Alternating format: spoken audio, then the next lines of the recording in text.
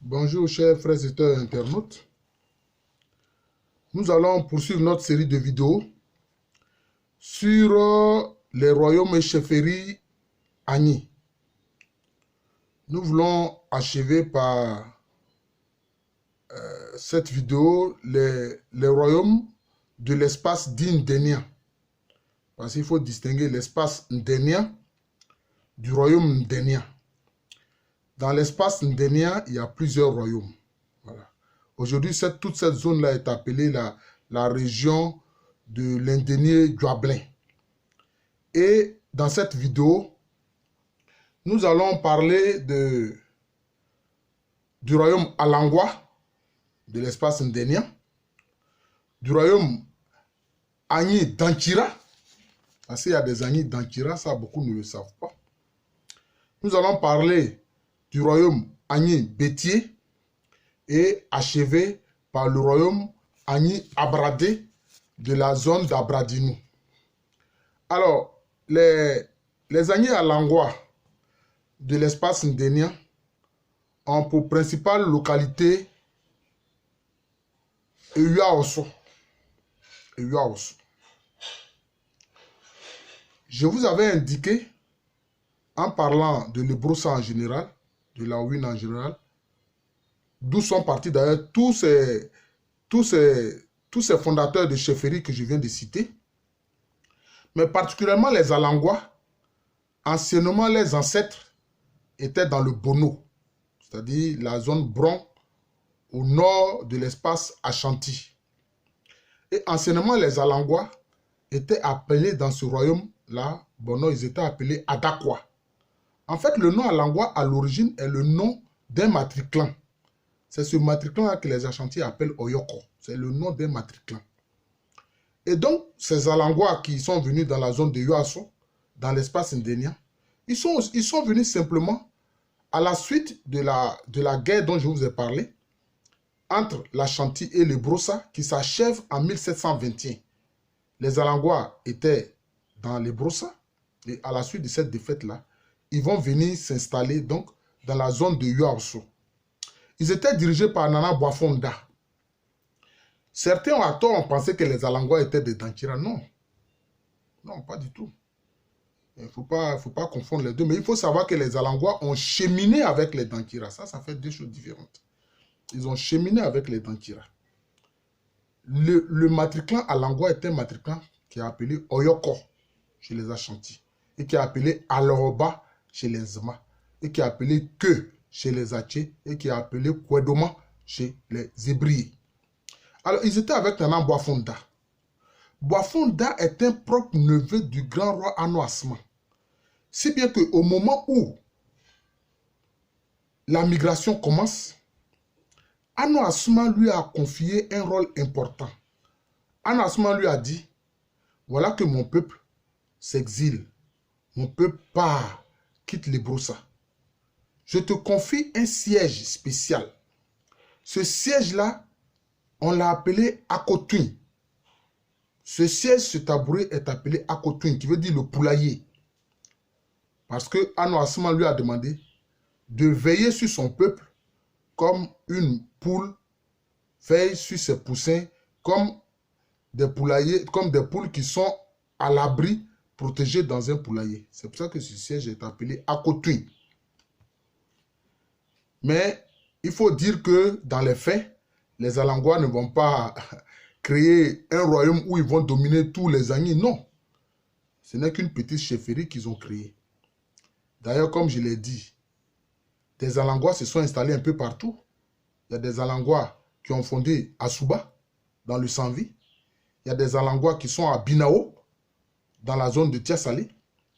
Il y a des Alangwa qui sont même dans la zone de Mbayako. Et puis maintenant, il y a des Alangwa qui sont dans le Moronou, qui sont à Asahara, dans le Moronou, dans le département de Bongwanou. Alors donc, Boafonda s'est installé à Kanyango. Et donc, c'est ainsi qu'il va créer sa chefferie à lui. Et donc, il était du lignage même du roi Ano Asman. Et il faut savoir que, par rapport à ce rôle qui a été confié à Nana Boafonda, dans tout l'espace Agni, tout individu qui était condamné à mort, s'il vient se réfugier dans la Langua, dans l'espace de la chefferie créé par Nana Boafonda, mais il n'était plus condamné à mort, il était libre. Voilà, c'était comme il y avait des villages de protection chez les Juifs, mais la Langua était aussi une zone de protection, même des fugitifs, des gens qui étaient condamnés à mort dans leur région. Et c'est ainsi que ceux des Alangwa, donc de la zone de Huaoso, ils ont créé la zone de Huaoso parce que c'était une zone aurifère. C'était une zone aurifère. Les gens exploitaient beaucoup l'or.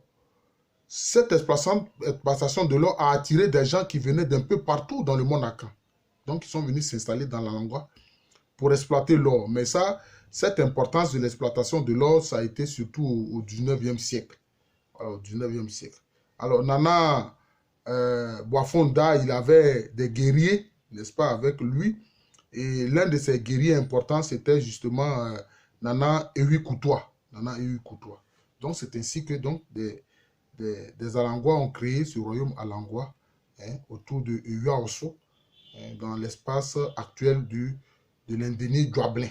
Voilà. Sinon, l'ancienne capitale où même s'est installée Nana Boafonda s'appelait Kanyango. Voilà.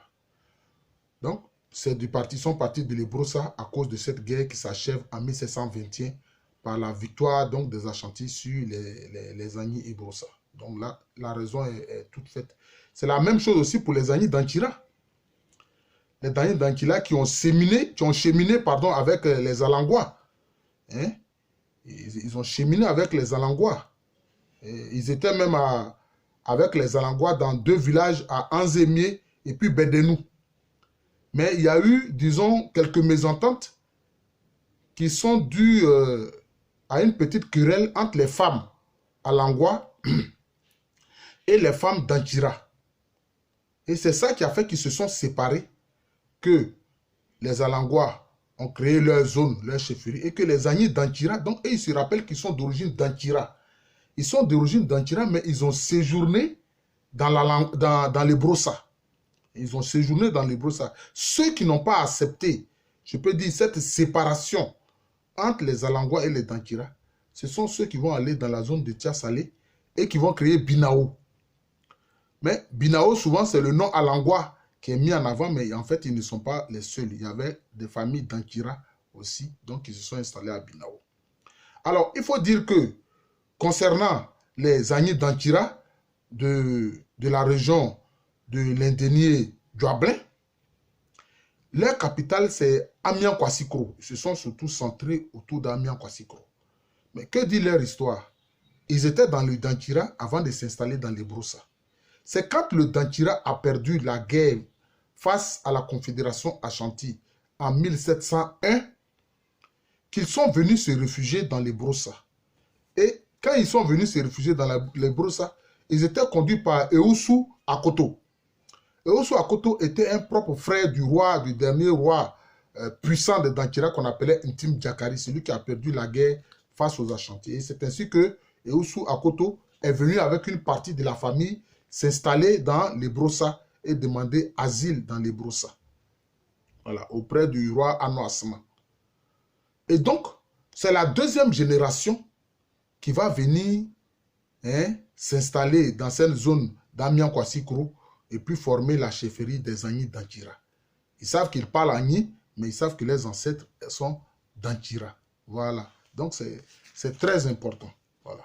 Donc, c'est ainsi qu'ils viennent. Mais celui qui les a fait quitter les Brossa pour venir en zone Agni d'Antira actuelle, lui, on l'appelle Amiens Kwani. On l'appelle Nana Amiens Kwani. Voilà. Maintenant, celui qui les a fait quitter le Dankira pour venir dans le Brossa, c'est lui qu'on appelle Eusu Akoto. Donc, si on veut voir, Nana Amiens Kwani est un petit-fils du roi Ntim Diakari. Et ceux-là, ils sont donc de la famille royale du Dankira. Alors, quand Nana Amiens vient, il est venu accompagné d'un chef guerrier important, qui est le chef Kwasi Ponou.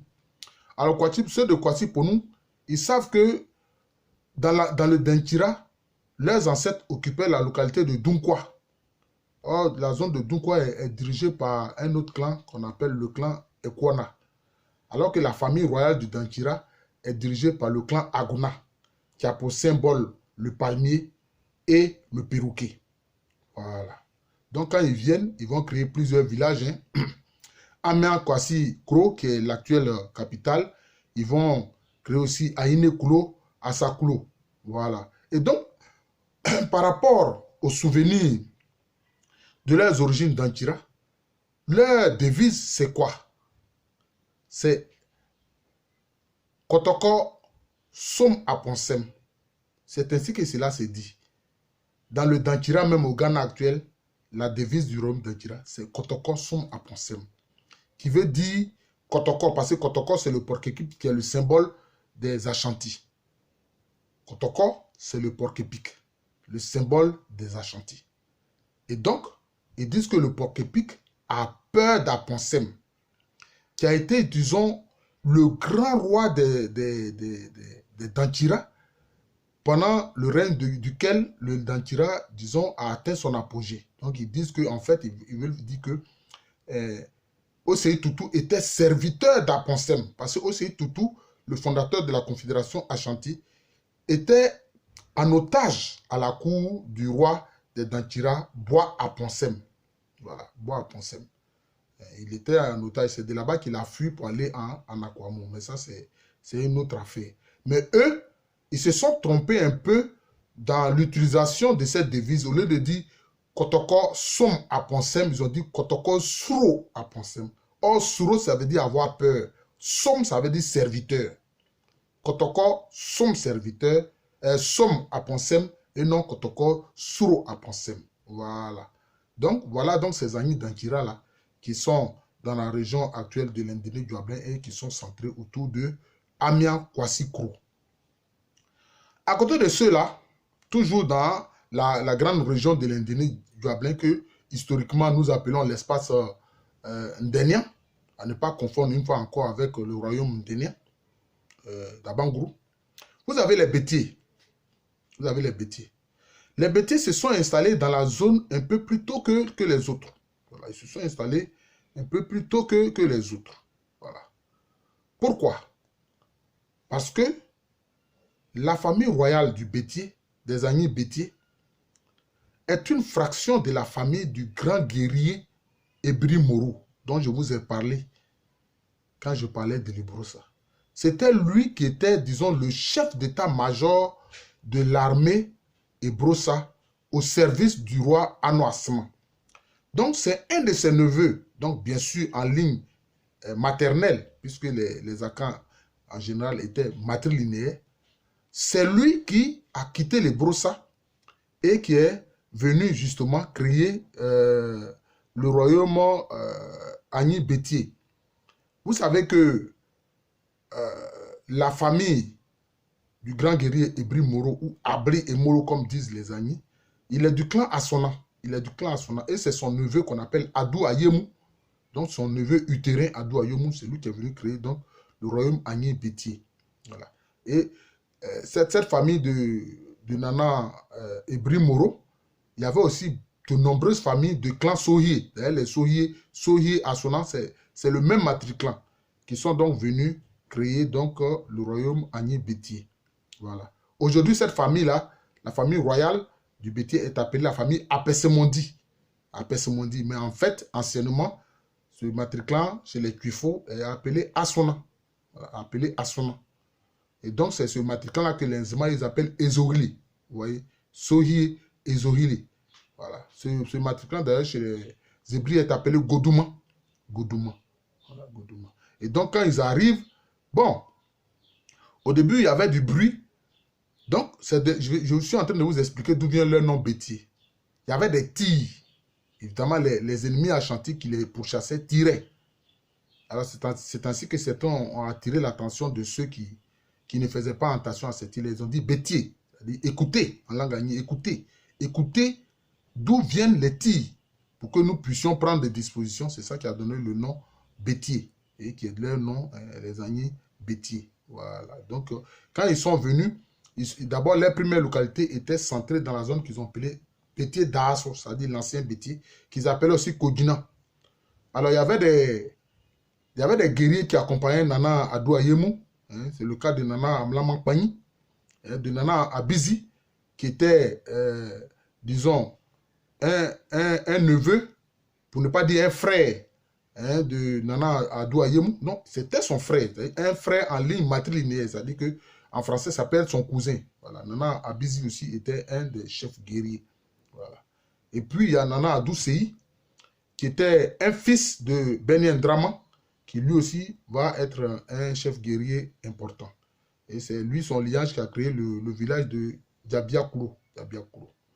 Voilà. Et il faut savoir que ce clan-là aussi, mais ils sont venus du fait de la défaite du royaume Ebroussa devant la confédération Ashanti. Mais eux, ils ont quitté un peu avant la défaite totale les Broussa parce qu'ils étaient mécontents du fait que les Agnis reprochaient à leur ancêtre Ebri Moro d'être allé mener cette incursion en 1718 contre l'Ashanti sans informer au préalable son roi, le roi Anouassima. Voilà, donc c'est un peu mécontents qu'ils sont venus donc créer l'Agni Bétier.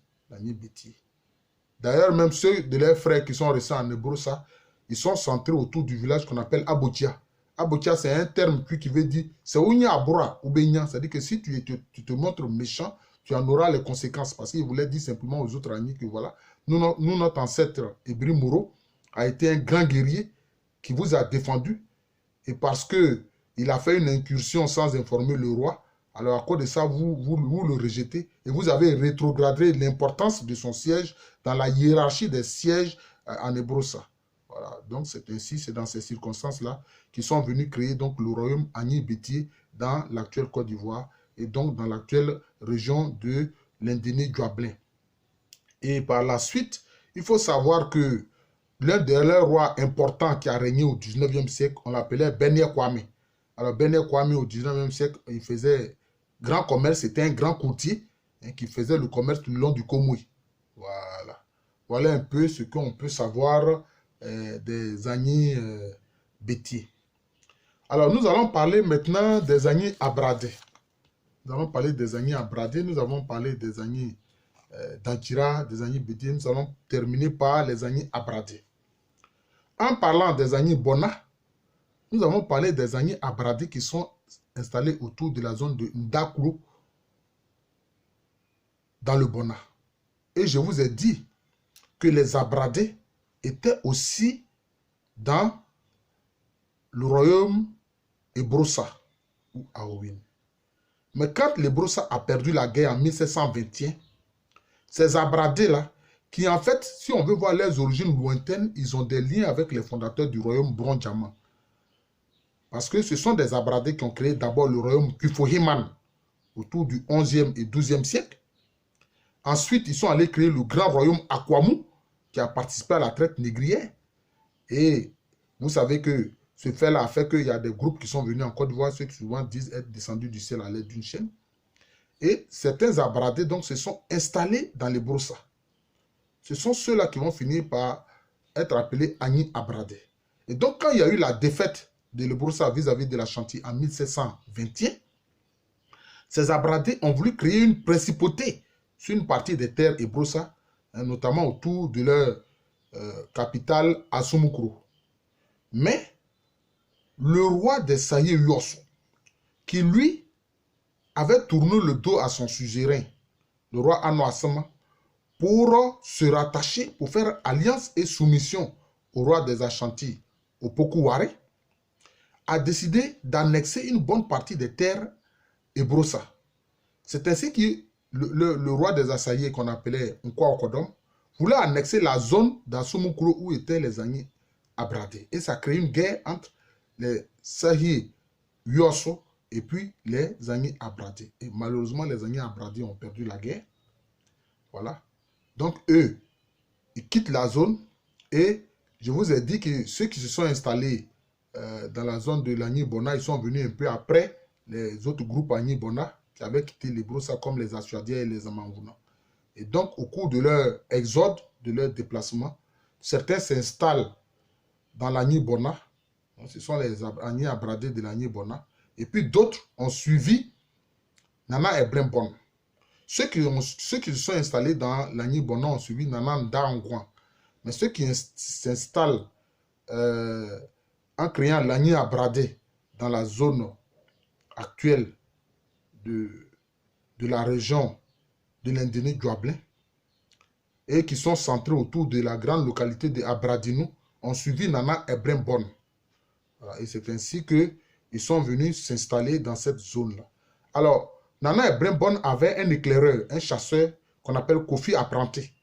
Les gens se souviennent très bien que c'était un Fanti, Kofi Apprenti, qui était, disons, un éclaireur, un chasseur. Sans doute, il dirigeait les troupes des éclaireurs, hein, voilà, que en langue tue on appelle les Toifos. C'est lui donc qui a découvert cette zone-là. Et puis, Nana Ibrahim Bon est venu s'installer avec son peuple, notamment en créant le village de Angohui. Ils ont créé le village d'Angohui. Et Nana Ibrahim Bon avait d'autres guerriers. Hein. Il est devenu avec d'autres guerriers. Voilà. Comme Nana Kolande Pani. Voilà. Comme aussi Nana Kofi Kokroko, qui a créé Kwasi Kokroko, pardon, qui a créé Kwasi Klo. Et puis, vous aviez un clan qu'on appelle le clan Asawa Bosonfo, mais en fait, Asawa, c'est une fraction des Abradés. En langue Agni, les Abradés sont appelés aussi Sawa, Agni Sawa. Voilà. Voilà. C'est d'ailleurs une partie des Agni Sawa qui sont dans le Morono, notamment autour de la localité de Ngbato. Donc, voilà un peu comment est-ce que le groupe Agni Abradé a fini par créer donc aussi un royaume autour de la zone de Abradinou. Voilà. D'ailleurs, le nom Abradinou, ça veut dire à l'intérieur des Abradés. Voilà. À l'intérieur, nous, ça veut dire dedans. Donc, à l'intérieur des Abradés. Donc, à l'intérieur de l'espace Abradé, sinon, pour parler correctement, sur l'espace Agni Abradé. Voilà, sur l'espace Abradé. Voilà un peu présenté les différents royaumes qui vont s'installer dans ces zones-là. Le royaume Alangwa, le royaume Agni Dantira, le royaume Agni Bétier et le royaume Agni Abradé, qui font aujourd'hui partie de la grande zone, la grande région de l'Indonésie Douablé. Je vous remercie de m'avoir suivi. Quelquefois, certains frères internautes sont pressés, mais professeur, parler de l'histoire des Abourés, parler de l'histoire des Soumans, parler de l'histoire des Nzema. Je vais le faire. Je vais le faire, mais je le fais progressivement. On ne peut pas faire tout d'un coup, hein, mais je le fais progressivement. Voilà. Donc, je vous remercie. C'était le professeur Alou Kwame René, professeur titulaire d'histoire à l'université Félix Houphouët-Boigny, au département d'histoire. Je me suis rendu, je peux dire, plus connu, plus spécialiste de l'histoire des Akans en général, mais je suis un historien qui s'intéresse à l'histoire de toute l'humanité. Je vous remercie et je vous souhaite encore une très bonne journée.